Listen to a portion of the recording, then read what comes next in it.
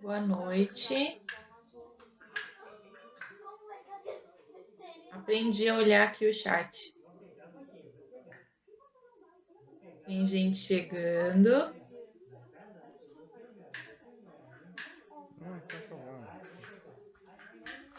Meu pai e a minha mãe falaram para mandar um beijo para eles. Eu vou mandar agora no começo.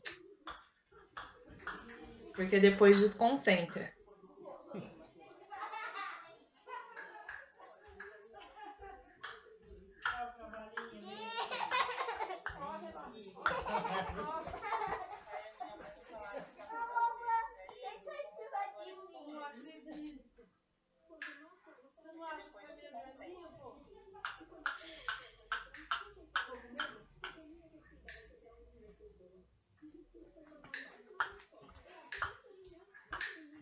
Boa noite, Roberto.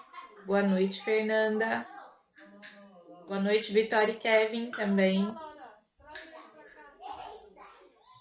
Boa noite, Jonatas e família. Eu já dei boa noite. Boa noite, Roberto. Boa noite, Fernanda. Boa noite,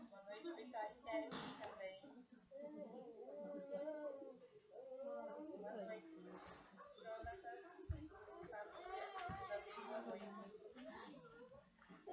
Seu som de lá.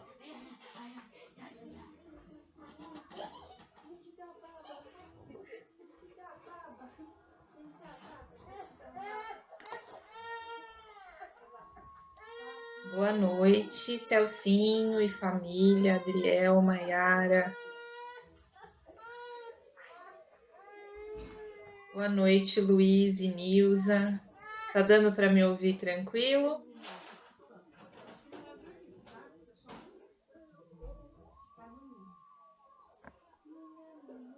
Eu fechei aqui a câmera porque eu não gosto de câmera. Se eu ficar me olhando, eu saio correndo.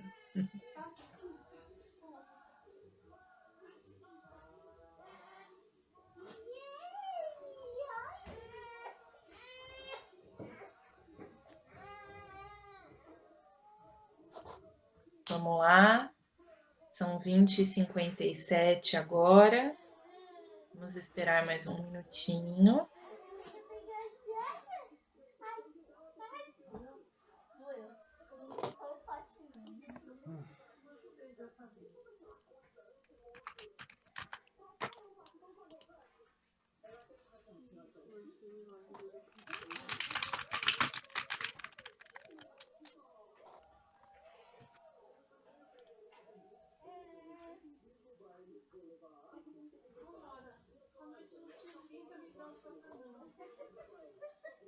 Calma aí, eu vou dar dó agora.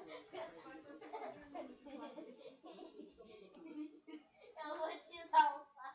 Eu também vou virar e dar um sofá não. Pronto. Nossa, não podia Tem que fazer dois. na live de domingo jogar os negócios da semana, né? É que não estão avisando antes, mas na live de domingo deveria já avisar das palavras especiais, já.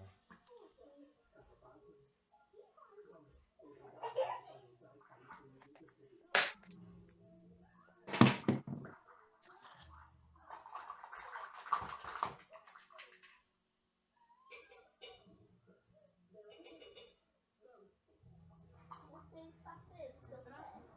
Você está frio. Você não está.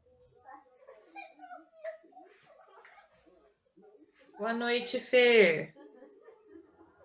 Eu quero te ver também. Boa noite, Marco. A última vez que eu apresentei assim foi um seminário para pós, faz umas 2 semanas, e foi uma experiência pavorosa. Ainda bem que aqui estamos entre amigos. Eu acho que vai ser mais amigável, mais gostoso. Safadão. Eu já vou dar outro safadão em você. Ela vai dar um safadão. Ué, é um safadão. Safadão. Olha, a versão dele é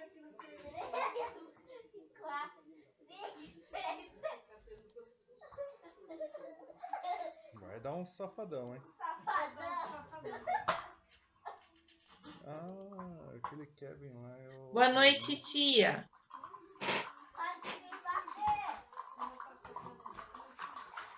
Tá.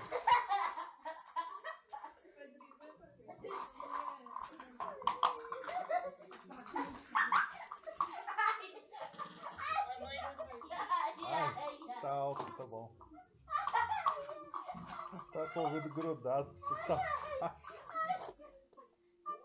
Vou dar um safadão em você. Eu tô saindo.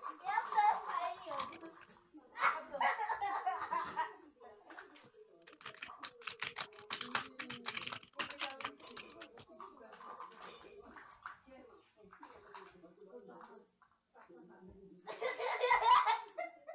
É um safadão. Safadão é safado, né? Vou dar uma safadona em você. De novo. Uma safadona. De novo. Safadona. Boa noite, Ana. Boa noite, gente. Deixa eu silenciar o meu telefone aqui Me ajuda para não correr o risco de alguma notificação me atrapalhar. Já são 9 horas. Vamos começando. Vou morrer. Boa noite para todo mundo. Vem me ajudar, vem. Enfim, vamos lá, né?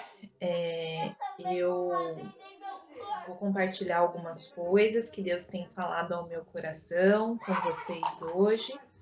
E quando o Isaac, quando eu estava conversando sobre isso com o Isaac, né, ele falou que seria legal se eu compartilhasse isso coletivamente, e aceitei esse desafio. Vamos lá, né? Eu queria começar com a leitura da carta de 1 Pedro, no capítulo 1, nos versos do 3 ao 7. Eu vou abrir aqui e eu vou ler na Nova Versão Internacional. Vou comprar outra Vamos lá. churrasqueira para poder inaugurar. Bendito seja o Deus e Pai de nosso Senhor Jesus Olha, tá Cristo. botando churrasqueira. Conforme a sua grande misericórdia, ele nos regenerou para uma esperança viva por meio da ressurreição de Jesus Cristo dentre os mortos, para uma herança que jamais poderá perecer, macular-se ou perder o seu valor. Herança guardada nos céus para vocês que, mediante a fé, são protegidos pelo poder de Deus até chegar à salvação prestes a ser revelada no último tempo. Nisso vocês exultam, ainda que agora, por um pouco de tempo, devam ser entristecidos por todo tipo de provação. Assim acontece para que fique comprovado que a fé que vocês têm, muito mais valiosa do que o ouro que perece, mesmo que refinado pelo fogo, é genuína e resultará em louvor, glória e honra quando Jesus Cristo for revelado. Várias coisas podem ser ditas sobre a carta de 1 Pedro, sobre essa carta de Pedro, mas, e especialmente, né, sobre esses versos que eu acabei de ler, mas é uma carta que não tem um tema específico. Ela aborda diversos assuntos, desde questões relacionadas ao caráter e à natureza de Cristo, de Jesus, até questões cotidianas, até conselhos cotidianos, diários, sobre relacionamentos, né? Ela foi uma carta que foi escrita por Pedro e destinada a cristãos recém-convertidos, que não eram judeus antes, né, a pagãos convertidos na região que hoje a gente conhece como Turquia. Não. E ali, os irmãos que ali viviam e que receberam essa carta de Pedro, muito bom, tinham um potencial grande de serem perseguidos por sua fé e viviam uma situação bem desconfortável de isolamento. É familiar viver situações desconfortáveis de isolamento para nós, né, cotidianamente. Enfim, né, nesses últimos meses, pelo menos, né? Enfim, essa carta fala de várias coisas, como eu já disse, ela não tem um assunto específico, mas se dá para a gente escolher um assunto que é abordado em diferentes momentos e que também serve como pano de fundo, como background para as outras questões que são abordadas também. Este assunto é o sofrimento. E aí eu queria falar um pouco mais sobre isso aqui agora. Eu estou lendo muito maravilhada um livro da Elizabeth Elliot que chama O Sofrimento Nunca é em Vão. Quem não conhece Elizabeth Elliot, eu imagino que vai gostar muito de conhecer, porque a história dela é muito bonita. Ela faleceu em 2015 e ela foi esposa de Jim Elliot. Eles eram bem jovens, no início dos anos 50, quando eles vieram aqui para o Equador, dos Estados Unidos aqui para o Equador, serem missionários entre os indígenas Huaorani, e que eram, né, uma tribo não alcançada na época, não só não alcançados pelo evangelho, como também não tinham contato com outras dimensões com outras formas de civilização, né? E aí, dentro desse trabalho, o Jim Elliot, junto com outros 4 missionários, foi assassinado, brutalmente assassinado por guerreiros da tribo. E a história é muito bonita, não essa parte especificamente, apesar de essa parte também ser bonita, mas principalmente porque a vida missionária da Elizabeth Elliot não terminou aí, não terminou com o assassinato do marido, né? Mais ainda, mais do que a vida missionária dela não ter terminado, a vida missionária dela entre os Huaorani não terminou ali, né? Ela continuou trabalhando nessa tribo. Então é uma história muito legal, ela conta um pouco dessa história nesse livro que eu recomendo bastante. Mas o que eu acho bem legal para a gente começar, quando a gente fala de sofrimento, é a gente definir o que é sofrimento. Principalmente porque a gente está num mundo que compete por tudo e compete, inclusive, para ver quem sofre mais, né? E, enfim, né? É claro que vários desses discursos são bastante legítimos em relação ao sofrimento de determinadas etnias e de determinadas camadas da sociedade e tudo mais, mas é muito comum que a gente ouça, não, isso não é sofrimento, sofrimento é isso aqui, né? E assim por diante. E eu acho bem legal nesse livro que a Elizabeth Elliot dá uma definição muito legal de sofrimento e ela até usa essas mesmas palavras. Ela fala que sofrimento é tudo aquilo que a gente recebe, mas não deseja. Isso é sofrimento. E aí ela diz que também, né, diz que nessa mistura de significados e nessa alquimia de sentidos, a gente acaba ignorando o significado da palavra e deixando de aprender com as nossas experiências de sofrimento. Quando a gente entende que sofrimento é algo que a gente recebe, mas não desejava ter recebido, esse tipo de definição permite que se entenda como sofrimento tanto perder um marido assassinado pela tribo que você desejava servir, que foi o que ela viveu, quanto também ficar sem máquina de lavar, né? Minha mãe está me assistindo, ela brinca que ela ama o marido, os filhos, os pais e a máquina de lavar, né? Então ficar sem máquina de lavar, apesar de guardadas as devidas proporções, ser um sofrimento bem diferente, bem menor, né? Também é uma forma de sofrimento. E aí ela diz nesse livro que a Bíblia nos apresenta aos filhos de Deus respostas bíblicas, né, compatíveis com a verdade, compatíveis com a estrutura de vida que foi moldada por Cristo para o sofrimento em todas as suas dimensões, seja aquele mais diário, seja aquele menos usual, né? Seja aquele que vem de situações que são mais trágicas, mais brutais, né? E a Bíblia nos apresenta respostas para lidar com esse sofrimento. E a gente está vivendo hoje algo que os sociólogos chamam de um momento de sofrimento coletivo, de desesperança coletiva. E eu não vou nem falar por quê, porque os jornais falam toda hora. A gente tem projeções muito difíceis, a gente tem situações muito difíceis acontecendo em diferentes dimensões da sociedade nesse período. E eu acredito, né, que nas palavras de Pedro e em outros momentos, em outras palavras bíblicas, sobre sofrimento, a gente pode ter respostas bem importantes e bem interessantes e bem ricas, né, de como lidar com o sofrimento em suas diferentes dimensões de uma forma bíblica. A primeira delas é que a tempestade virá e o sofrimento virá. A Elizabeth Elliot fala, inclusive, no livro, que isso não é algo que isso nem é algo que é explicado ou discutido nas escrituras e na história dos heróis da fé. É algo que é simplesmente observado, é algo dado como certo. Eu fico lembrando da história que Jesus conta no final do Sermão do Monte, em que ele fala dos dois construtores, daquele que constrói a casa sobre a rocha e daquele que constrói a casa sobre a areia. A tempestade vem sobre os dois. É a única coisa em comum que tem entre eles, né? Os dois constroem uma casa e a casa passa por tempestades. Existe uma corrente bíblica não, né? Teológica, que não é bíblica, que não é a que nós cremos, que diz que a vida cristã nos isenta de sofrimentos, que Deus poupa os filhos dele de sofrimentos. Mas isso não é verdade, né? De Gênesis a Apocalipse, a Bíblia está repleta, recheada de situações em que os filhos de Deus sofreram, o povo de Deus sofreu. E isso é algo que é dado, é algo que é certo, né?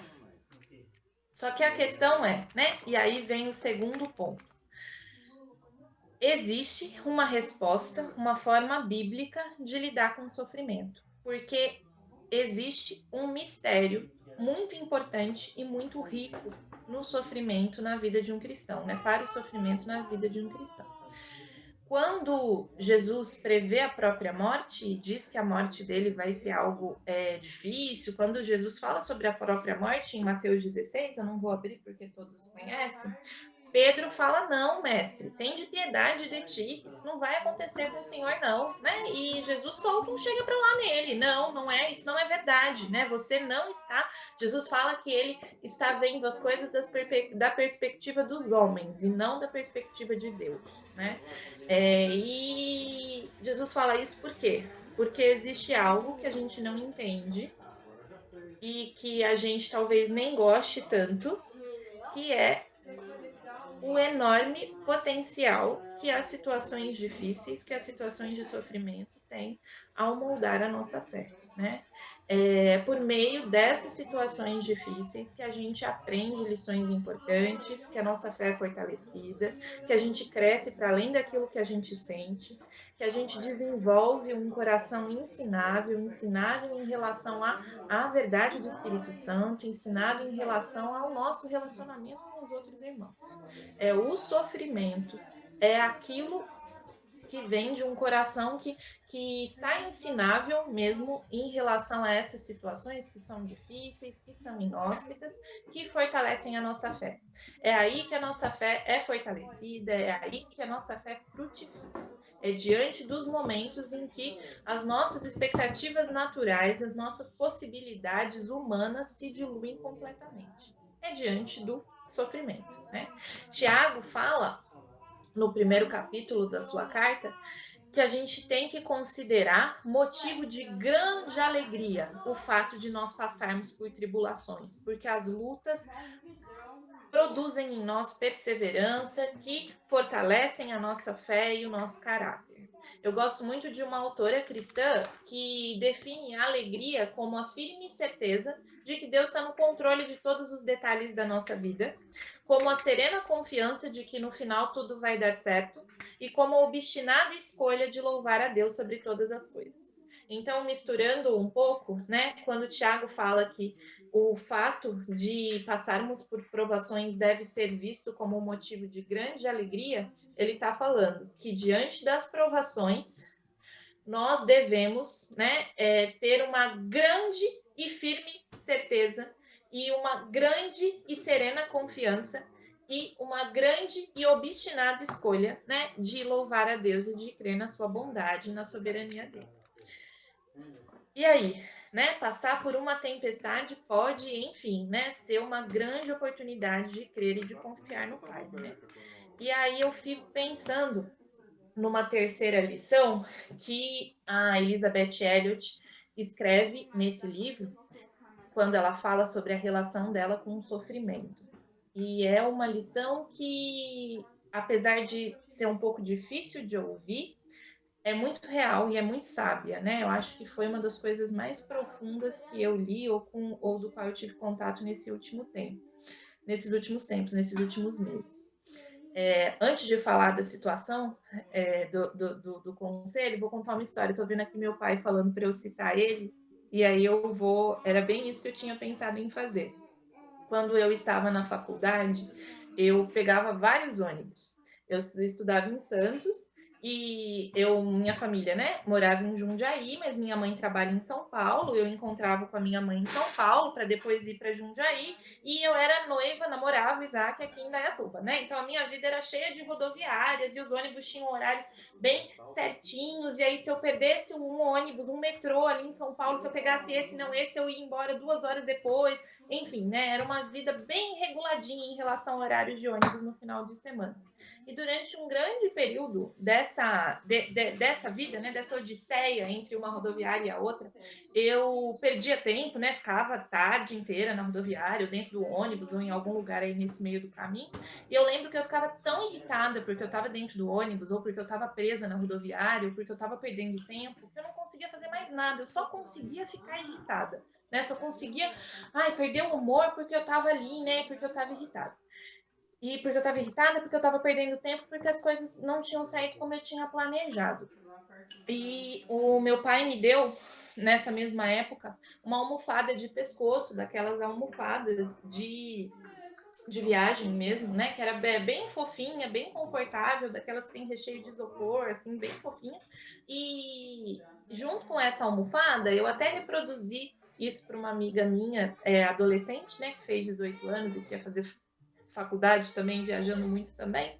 Me veio a fé e a luz de que eu podia aproveitar o tempo que eu estava na rodoviária para fazer outra coisa, que o tempo que eu ficava relutando contra o fato de estar presa no ônibus ou na rodoviária era tempo que eu perdia para descansar, para ler, para aproveitar o ambiente, para aproveitar a subida da serra ou a descida da serra, porque eu passei muito tempo fazendo isso, né? Era um tempo que eu perdia para fazer outras coisas. E aí vem a palavra, a mensagem que a Elizabeth Elliot diz que é essencial para uma vida de paz, para uma vida que lida com o sofrimento de uma forma bíblica. É o que ela chama de aceitação. É aceitar que o Senhor é soberano sobre todos os cenários da nossa vida e sobre como seus pensamentos acerca de nós são de bem e não são de mal, mesmo que a situação em si pareça ser muito diferente. Ela fala de uma confiança como a da criança que não entende bem o que o adulto está pedindo para ela fazer. O adulto que é cuidador, o adulto que quer o bem dela, e aí ela acha que aquilo é ruim comer aquele brócolis. Mas o adulto sabe de uma perspectiva maior. É ruim fazer a lição de casa, mas o adulto conhece coisas que aquela criança não conhece. E aí ela conta que muitas pessoas perguntaram para ela como que foi ela ter reconhecido o corpo do marido brutalmente atacado pelos indígenas, né, naquela tribo, naquele ambiente tão inóspito, como foi ela continuar lá. E ela conta que ela lembrou, né, lembrava muito de uma frase que estava na capela da universidade cristã que ela frequentou nos Estados Unidos, que é: vá e faça a próxima coisa. E aí ela sentiu: Senhor, é isso que o Senhor quer que eu viva?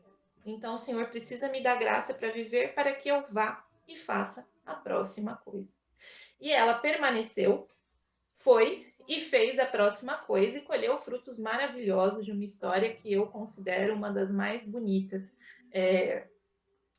uma das histórias de fé e de missão mais bonitas que eu já vi, né? Nem vou dar muitos spoilers, mas ela continuou na tribo do Equador e colheu excelentes frutos, né? E a lição é: vá e faça a próxima coisa.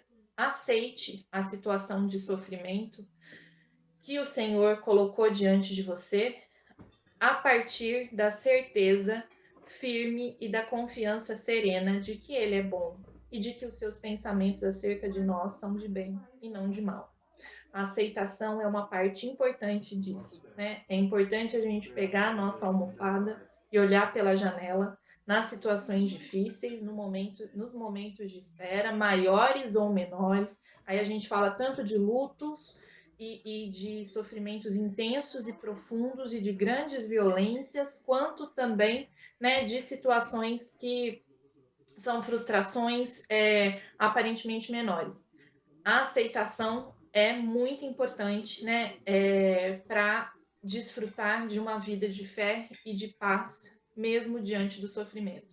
Obviamente, nós não falamos de situações de sofrimento que devem, né, ser mudadas, né? A gente não fala de uma resignação passiva, mas a gente fala de uma aceitação que parte da confiança de que o Senhor tem como propósito, né? E cuida daqueles que o amam, né? Que o Senhor tem como propósito fazer com que todas as coisas cooperem para o bem daqueles que o amam, mesmo que isso não pareça ser real a um primeiro momento.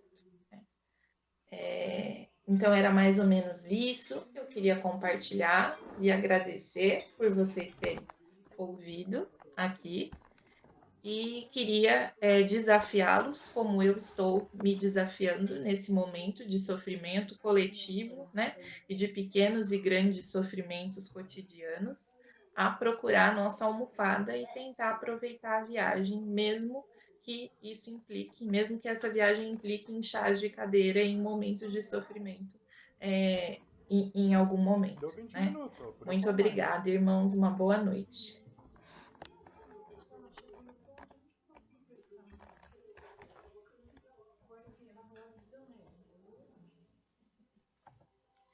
Boa.